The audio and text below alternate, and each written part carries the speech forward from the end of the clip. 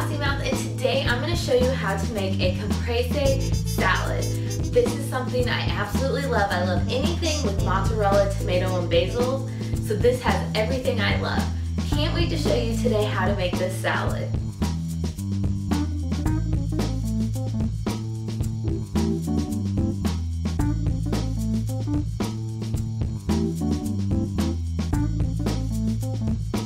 To get started today on our caprese salad, we're going to need mozzarella, then we're going to need tomatoes, fresh basil, and then I have salt and pepper, and then balsamic vinegar and olive oil. That's it. It's so simple. I can't wait to show you.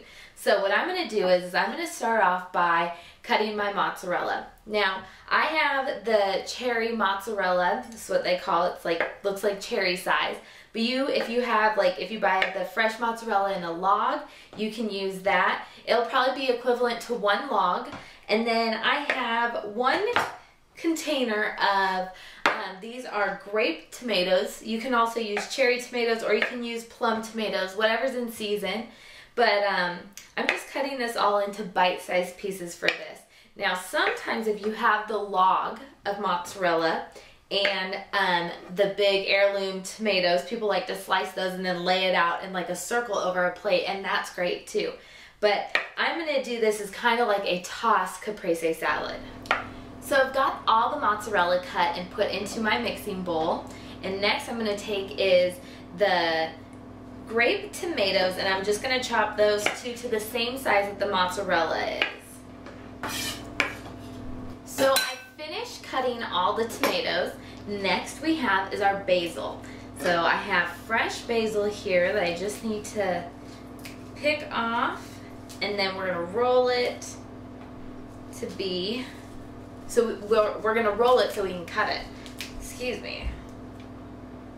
Oh, I love the smell of fresh basil. It smells so good. So I'm going to roll it. I like to cut it down lengthwise first and then just go ahead and chop it.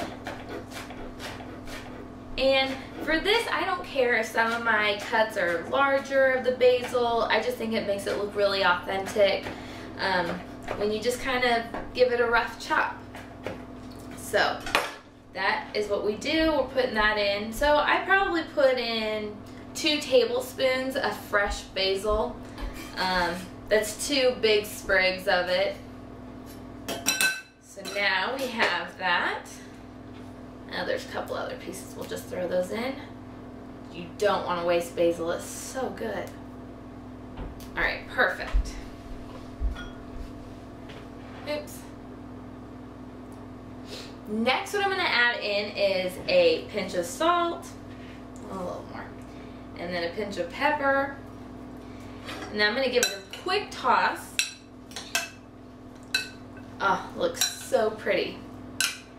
Then what I'm going to do is I'm going to add in my olive oil, which I'm going to do about probably a tablespoon and a half of olive oil. Now this is to serve for 2 people, or 1 person if they want to have a big bowl of it. But so if you want to add this to big for a whole bunch of people, then double the recipe or quadruple it if you need to. Then next I'm going to add in the balsamic, and I'm going to do the same amount I did of the olive oil. And that is it. You just let it, just mix it around real quick and then serve it up, and you've got your caprese salad. It's perfect. Now, in Italy, the real version of this is you don't add the balsamic. You just add in the olive oil, salt and pepper, and then you have the mozzarella and the tomatoes. So if you want to keep it authentic, don't add in the balsamic, but I love adding the balsamic because it adds in an extra taste that's so rich, and I just love that vinegar and olive oil taste with this. It's perfect. So I'm going to serve this up real quick and show you how I eat it. Alright, so I've got my plate. I'm going to serve this on, and I'm just going to take a couple scoops and place it on my plate. Ah, perfect.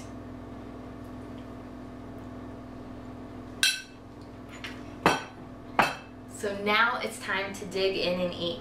And you don't need to garnish this because the basil and everything's already in there, so there's no reason to. I mean, you could add a little bit more salt and pepper on top, and I'm sure you could throw in a couple other like leaves on top, but really you don't need to.